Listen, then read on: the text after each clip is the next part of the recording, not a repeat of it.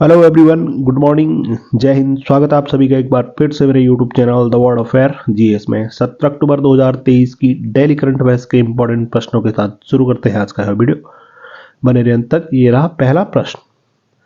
किस देश ने इजराइल और हमास के बीच चल रहे संघर्ष के मद्देनजर विश्व कैडेट शतरंज चैंपियनशिप से नाम वापस ले लिया है?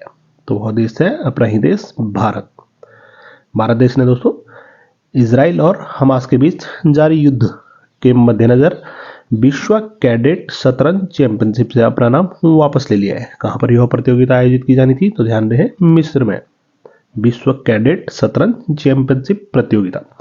इस प्रतियोगिता में दोस्तों अंडर 12, अंडर 10 और अंडर 8 आयु वर्ग के कितने? तो 39 खिलाड़ियों ने दोस्तों इस प्रतियोगिता में भाग लेना था। और किनके द्वारा दोस्तों यह निर्णय लिया गया? तो ध्यान है, अखिल भारतीय शतरंज महासंघ द्वारा, यानी ऑल इंडिया चेस फेडरेशन द्वारा। कौन है ऑल इंडिया चेस फेडरेशन के प्रेसिडेंट? तो उनका नाम संजय कपूर। तो हाल ही में किसने FIDE विश्व जूनियर रैपिड शतरंज चैंपियनशिप जीती? तो उनका नाम है रौनक साधवानी। भारत के पहले शतरंज ग्रैंड मास्टर कौन थे? तो वो थे दोस्तों विश्वनाथन आनंद। कब? तो वर्ष 1988 में। बढ़ते अगले प्रश्न नंबर 2 पर। विश्व एनेस्थीसिया दिवस किस दिन मनाया जाता है? तो वर्ल्ड एनेस्थीसिया डे यह 16 अक्टूबर 2023 को। 16 अक्टूबर को विश्व एनेस्थीसिया दिवस। 16 अक्टूबर को ही विश्व खाद्य दिवस भी मनाया गया। बहुत ही महत्वपूर्ण, विश्व खाद्य दिवस 16 अक्टूबर को। विश्व एनेस्थीसिया दिवस की थीम क्या थी? तो वह थी दोस्तों एनेस्थीसिया और कैंसर देखभाल। वहीं वर्ल्ड विश्व खाद्य दिवस की थीम क्या थी? तो वह थी दोस्तों water is life, water is food, leave no one behind. 5 अक्टूबर को क्या मनाया गया? तो विश्व शिक्षक दिवस। 7 अक्टूबर को विश्व कपास दिवस। 8 अक्टूबर को भारतीय वायुसेना दिवस। कहां पर? तो प्रयागराज उत्तर प्रदेश में। परेड का नेतृत्व किनके द्वारा किया गया? तो वो थी दोस्तों ग्रुप कैप्टन शैलजा धामी। वहीं दोस्तों एयरफोर्स के नए फ्लैग का अनावरण किसने किया? तो वो किया दोस्तों air chief marshal VR Chaudhary द्वारा। 9 अक्टूबर को विश्व डाक दिवस। 10 अक्टूबर को विश्व मानसिक स्वास्थ्य दिवस। 11 अक्टूबर को अंतर्राष्ट्रीय बालिका दिवस। 12 अक्टूबर को विश्व दृष्टि दिवस यानी वर्ल्ड साइट डे। वहीं 15 अक्टूबर को विश्व छात्र दिवस, वर्ल्ड स्टूडेंट डे मनाया गया। प्रश्न नंबर 3। तो हाल ही में 11वां सुल्तान ऑफ जौहर कप कहाँ आयोजित किया जाएगा? तो 11वां सुल्तान जौहर कप यह कहां पर यह प्रतियोगिता आयोजित की जाएगी? तो ध्यान दें, मलेशिया के जौहर में। कब से कब? तो 27 अक्टूबर से और 4 नवंबर 2023 तक सुल्तान जौहर कप का 11वां संस्करण यह खेला जाएगा। वर्ष 2011 में दोस्तों इस सुल्तान जौहर कप प्रतियोगिता का पहली बार यह खेली गई। अभी कौन सा? तो 11वां संस्करण यह मलेशिया के जौहर में यह 27 अक्टूबर से और 4 नवंबर तक यह प्रतियोगिता खेली जाएगी। कुल 8 टीमें इस प्रतियोगिता में भाग लेंगी। वर्ष 2022 में कौन सी टीम इस प्रतियोगिता की चैंपियन बनी थी? तो वो थी दोस्तों भारत। भारत ने ऑस्ट्रेलिया को हराकर यह प्रतियोगिता जीती थी। प्रश्न 5। प्रधानमंत्री नरेंद्र मोदी ने किस वर्ष के ओलंपिक खेलों की मेजबानी के लिए भारत की दावेदारी की पेशकश की है? महत्वपूर्ण प्रश्न।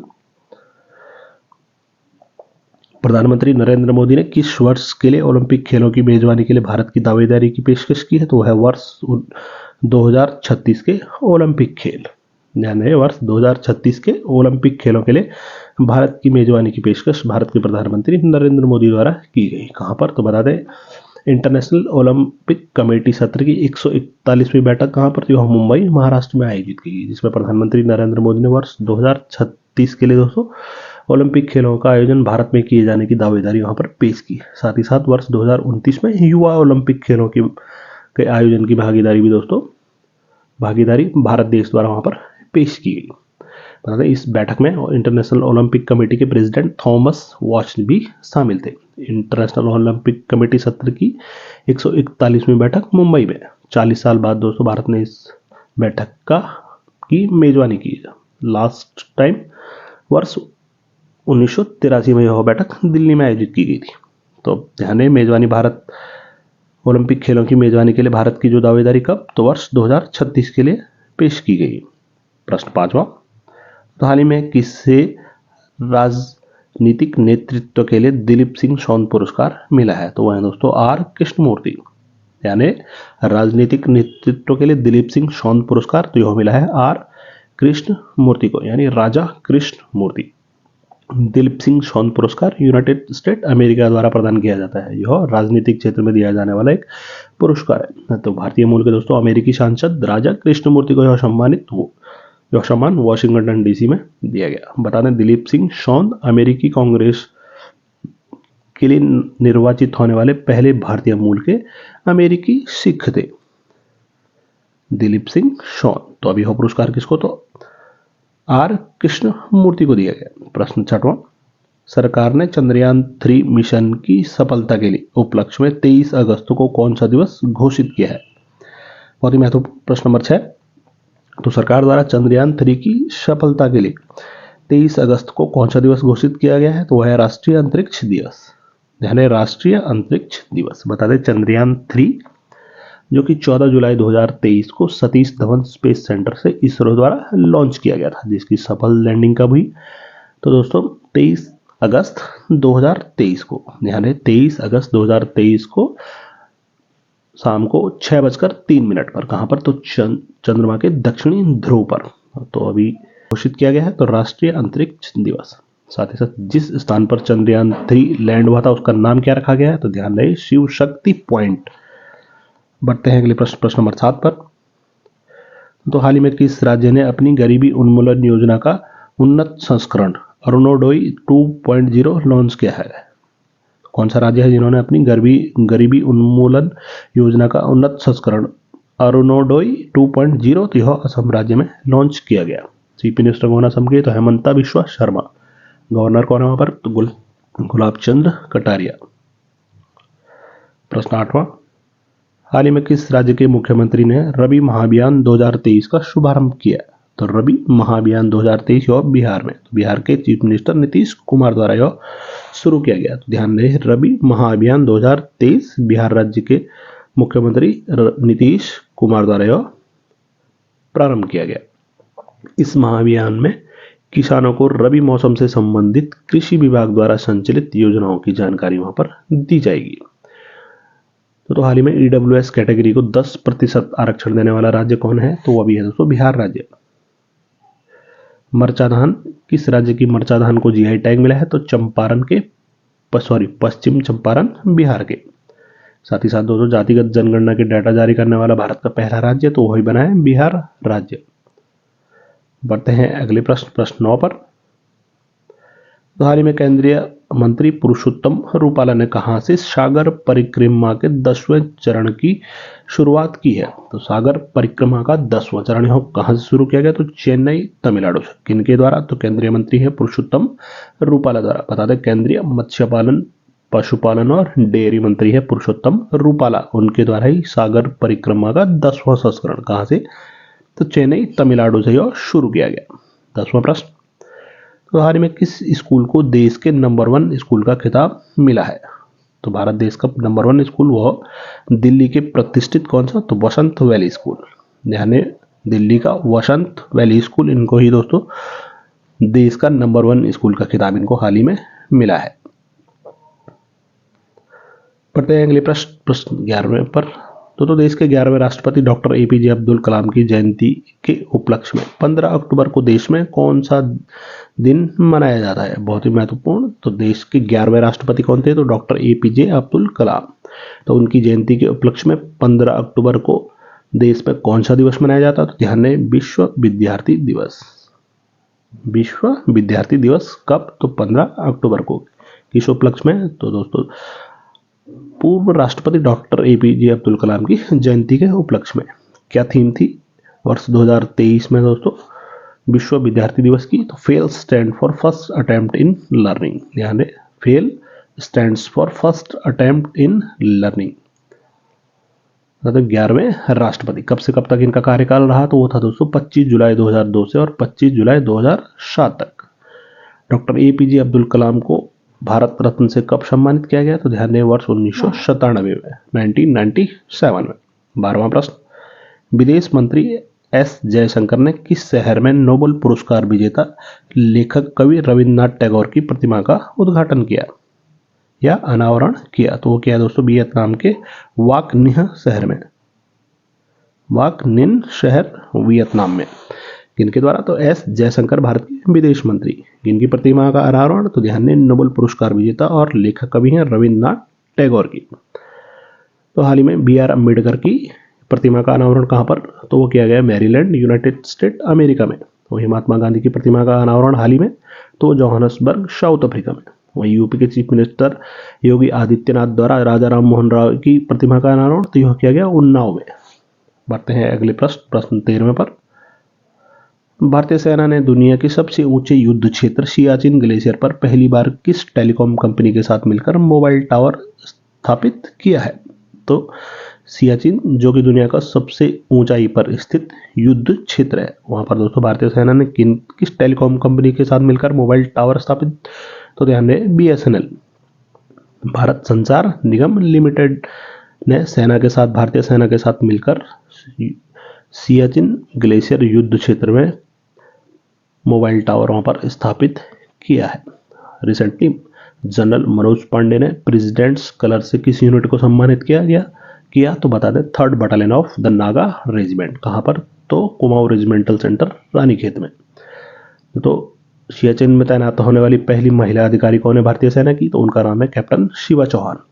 वहीं भारतीय सेना ने सियाचिन को कैप्चर करने के लिए कौन सा ऑपरेशन चलाया था वर्ष 1984 में? तो ध्यान दें उसका नाम था ऑपरेशन मेघदूत, जिसको 13 अप्रैल 1984 को भारतीय सेना द्वारा चलाया गया। प्रश्न 14, मनोहर सिंह गिल का निधन हो गया है, वो कौन थे? तो मनोहर सिंह गिल यह भारत के 11वें मुख्य चुनाव आयुक्त थे। तो 12 दिसंबर 1996 से और 13 जून 2001 तक इनका कार्यकाल था बतौर मुख्य चुनाव आयुक्त। तो उनका नाम मनोहर सिंह गिल, इनका निधन हुआ है।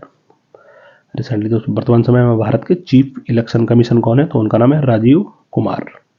ध्यान दें मनोहर सिंह गिल यह भारत के 11वें मुख्य चुनाव आयुक्त यानी चीफ इलेक्शन कमिश्नर थे। प्रश्न 15, केंद्रीय गृह मंत्री और सहकारिता मंत्री अमित शाह ने कहा शमाऊ शहीद स्मारक और पुस्तकालय का उद्घाटन किया? तो गृह मंत्री अमित शाह द्वारा शमाऊ शहीद स्मारक और पुस्तकालय का उद्घाटन यह गांधीनगर गुजरात में हाल ही में किया गया। यानी गांधीनगर गुजरात में कहा शमाऊ शहीद स्मारक और पुस्तकालय का उद्घाटन केंद्रीय गृह मंत्री अमित शाह द्वारा किया गया। प्रश्न 16, भारतीय नौसेना द्वारा सभी समुद्री सुरक्षा एजेंसियों को शामिल करते हुए 2 दिवसीय तटीय सुरक्षा अभ्यास सागर कवच कहाँ आयोजित किया गया? ध्यान दें सागर कवच तो यह आयोजित किया गया दोस्तों आंध्र प्रदेश, तमिलनाडु और केंद्र शासित प्रदेश पौंडीचेरी में।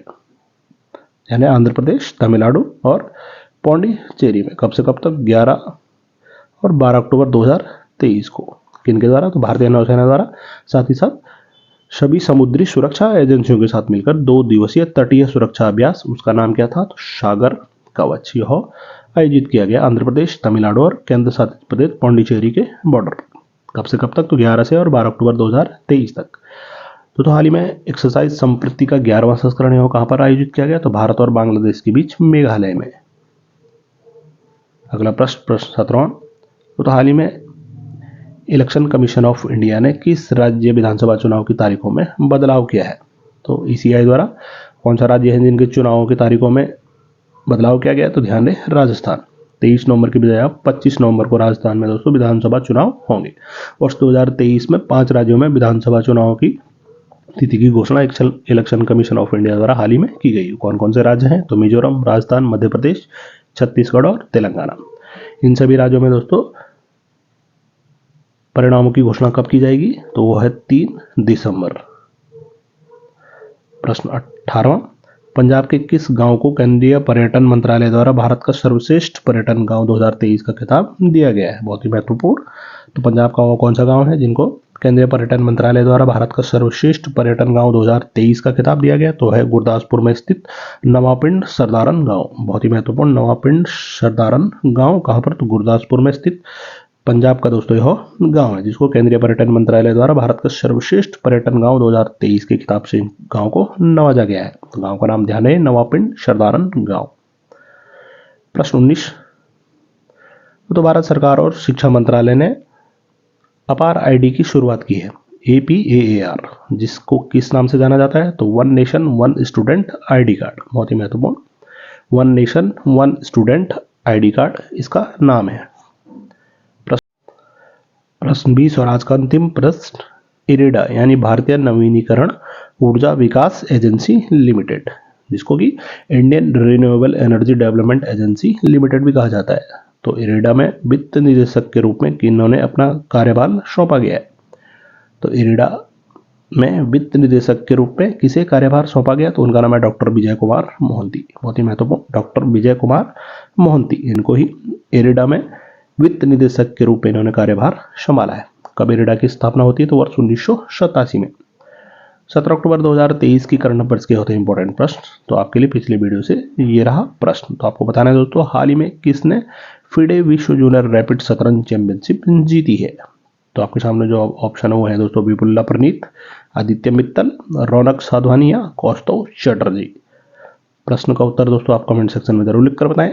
वीडियो की PDF आप मेरे Telegram channel current affair by the world affair GS video को डाउनलोड कर सकते हैं। उम्मीद करते हैं दोस्तों आपको ये वीडियो पसंद आया होगा। बहुत जल्दी मिलते हैं अगली वीडियो के साथ, तब तक के लिए बाय बाय, टेक केयर, जय हिंद।